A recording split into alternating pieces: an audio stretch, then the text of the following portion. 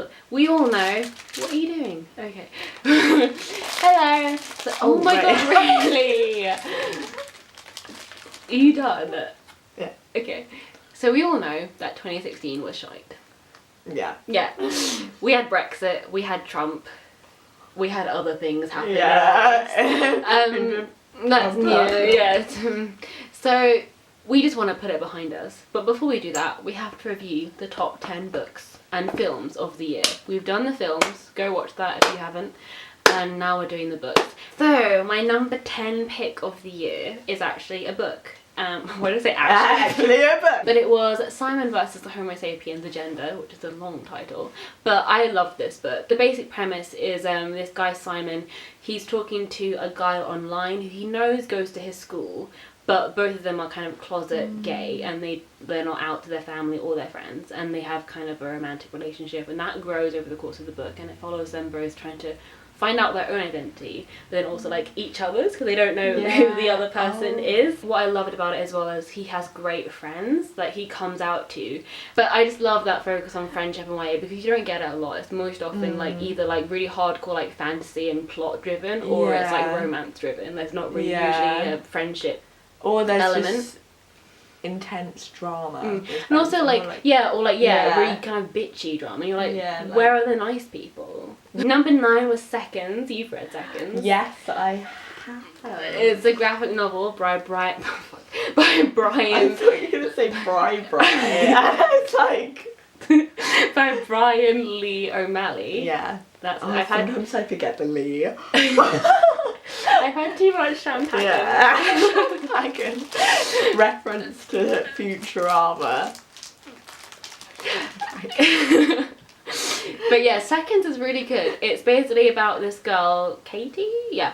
And she has a restaurant called Seconds, and she wants to open a new restaurant, but then she finds this magic mushroom. It's not a drug, but like it's kind of it's like a magic mushroom. It literally is magic. It's not like a drug. And it kind of allows her to like go back in time and kind of alter what happened. Not like, I mean like centuries of time. I mean literally like 10 minutes, 5 minutes to like change embarrassing events that have just happened, or like, you know, which I could do with. But I thought it was really, really good. Like it was, I love the characters, the humour is always on point in his books, like so good. And I remember he, like, in like one panel, I remember like, just made me laugh, like references Scott Pilgrim, like the bread makes you fat, and then he puts like at the bottom in like brackets, I'm so sorry, or something like that. And I was just like, he's so great. 8 for me was Giant Days, and I read this at like such a great time, because Giant Days is a series about these really cool 3 girls who basically have just started university in the UK, which I thought was really interesting, because not a lot of graphic novels are in the UK that I've read, or they're like in some universe or like dystopian thing, and like you don't really know where they're set. This is like very specifically in the UK, and I love that. I've just read the 3rd volume, right, and then you know a bit where they have a picture of Mark Kermode, and I was like, oh my god, because like he's my fave film critic, and I was like, oh my god. Like, it was great. And Anna has an obsession with Mark Kermode. I don't! I just like his reviews. So it's about these 3 girls starting university, and I literally started reading it as I was going to university, and it perfectly captures kind of all the like worries, but then also like all the great bits, and then like it's just really funny. Like it's really funny. But also it's kind of like, it's not super realistic. Like they also have like kind of joke bits where they're like, this bit that reminded me a bit of Scott Pilgrim, where they're like, they don't really know much about Susan, and she's like, you don't know me enough for my tragic backstory. You know what I mean? And she goes into like this it's just like, oh no, it's so great. Number 7 for me was Throne of Glass series, and I'm not going to talk too much about this, because I've spoken about this so many times on my channel, but it's great, and it's like one of the only kind of fantasy series that I've read, and it was really good. Basically, I really enjoyed it. It's about an assassin who then is hired to compete. Sassy. Yeah. She's assassin. a sassy assassin. She's the assassin.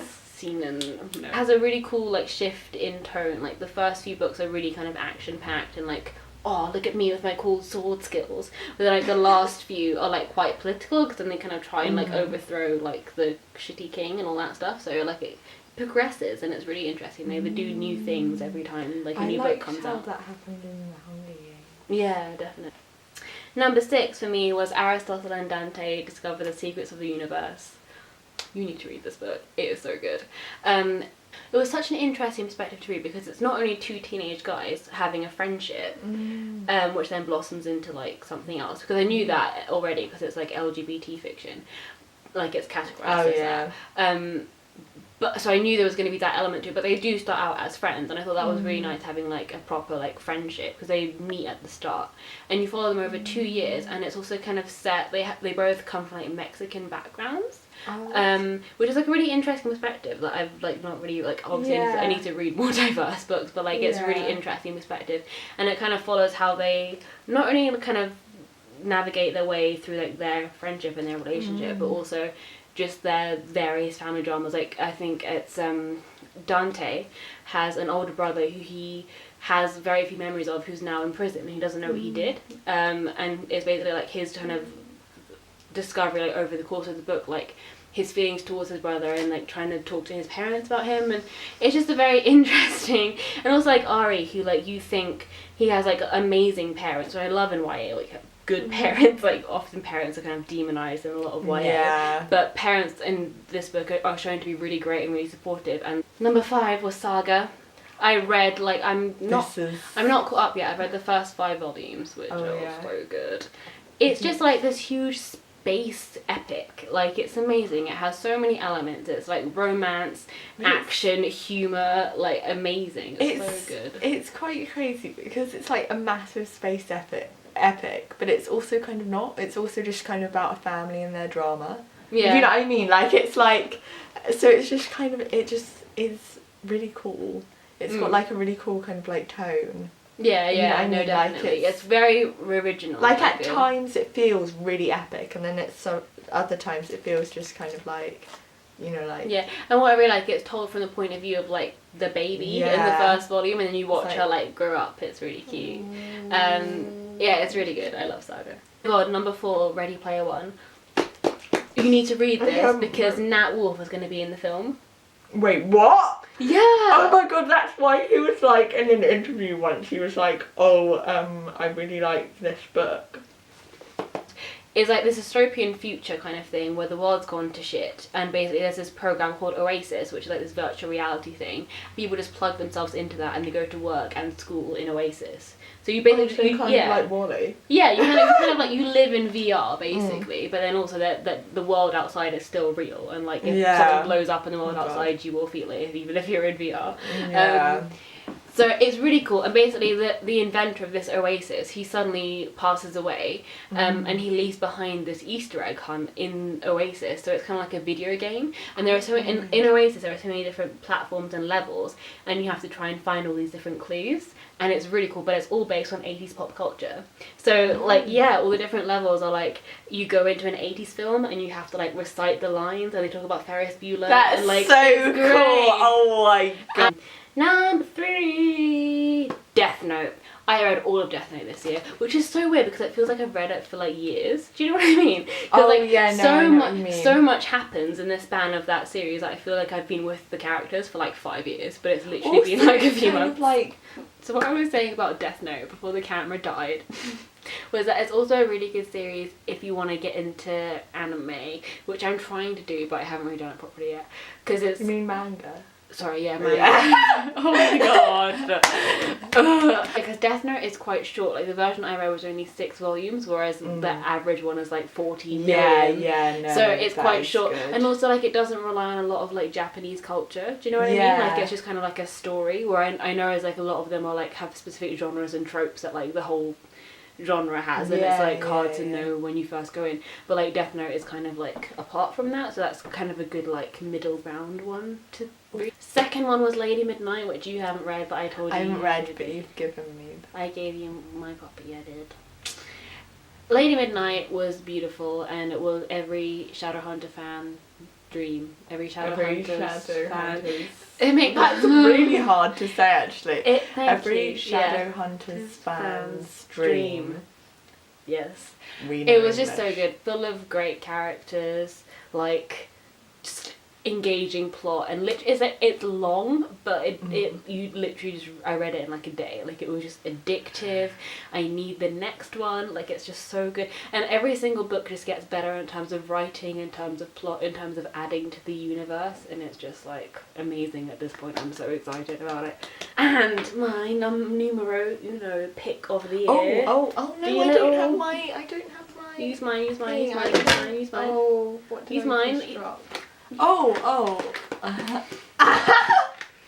These are Anna's chain change things, and it's really funny because she has like 10 and they all have doggies on. Yeah. Because they're her doggy biscuits. I'll use that. Are you done? My Favourite Manson Girl by Alison Umminger. Oh my good lord. This book is so good. Like, it's so good. It's about, okay, like, we're running out of time on the camera, I feel, but basically, oh my god, pressure. I feel like I'm like on The Apprentice and I have to like pitch something. Basically, this girl, she runs away from her parents and like her kind of crappy home life. She runs away to live with her older sister in LA, and then she is kind of employed by her sister's ex-boyfriend to work on his indie film, and he's doing a film all about the Manson girls, who, if you don't know, were the cult of girls who were kind of entranced by Charles Manson and like killed people on his request. And basically it's kind of all about how she finds similarities between her life and the lives of the Manson girls, like how they were kind of warped into this weird cult, but because they felt ostracized from their own society, because they felt that they couldn't fit in with their own family and everything. And it's really interesting, and it's kind of weird, the concept, like, you sympathize with these killers, but it's done really intelligently, and it's not in any way like sensationalizing what happened. It's just telling an honest story about like these girls who kind of lost their way. And I really like the way it was kind of told as well, because it's set in LA, which kind of on the surface seems beautiful and amazing, and look at all Hollywood, it's glamour and glitz, but then like under the surface it's like quite dark and like gritty, and that kind of comes through as well because her older sister is an actress, and so she's part of that industry, and it's just so good. There are so many elements to it, and it's amazing. Thanks so much for watching. Leave your best books that you read of 2016 in the comments and we can discuss. I said that in a really weird way. Yeah, that's all I have to say. Goodbye. I just love you and leave you. Yes, have a good 2017. Better be better than 2016. Bye.